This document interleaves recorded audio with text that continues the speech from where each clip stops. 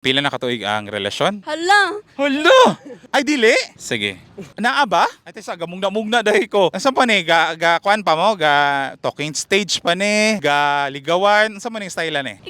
Sige, ikaw. Tubaga. Unsa ang Kamon duwa? Unsa mon duwa? unsa ta? Tawo. Nung unsa umbot. Ano sa kabalo? Ito, unsa man duwa? Hala!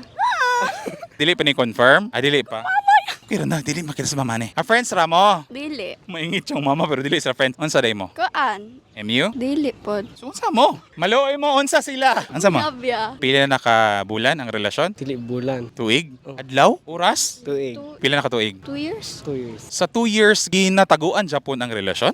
Sa Yeah. iyang mama, no? Awa man dagay mo gibuhat nga di mao. Wala. Oh, ma, 2 years na silang gitaguan ng relasyon. Maluoy mo. Mga good boy, good girl man nagkaini siya, di ba? Oh, Kaayo, unsay ginabuhat para maabot og 2 years ang relasyon nga tinaguan. Magsinabtan na eh.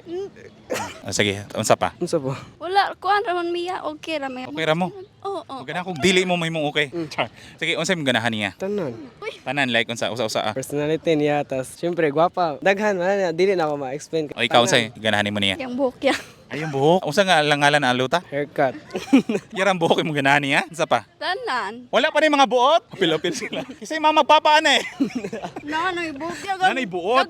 Sige. Gagmay ra mo pero namin mga buot. Asa gasugod ang love story sa school? Sa GC to ya. Nakakita kong picture ba niya. Anak ko nga. Gwapo. Kay siya na magbuhok to. Unsang GC ni? Mga friends na ko. Friend po siguro niya. Isa yung first move. Siya. Oo. Katong yang friend kay gireto ko niya. Unsay mahinumduman nimong first nga chat niya? Hoy. So unsay imong gitubag? Uy, hello. Tapos the rest is history. Oh. Mensahe sa usag-usa. Sama, di mo kumayo ani. Chat ra nako. Ase, Short message lang para niya. unta, dili siya mausob. Sige tubaga. Nagamay ra mo usab. Unsay mo usog? Buhok. Ay, buhok ra gyud mo usog no. Ang alot.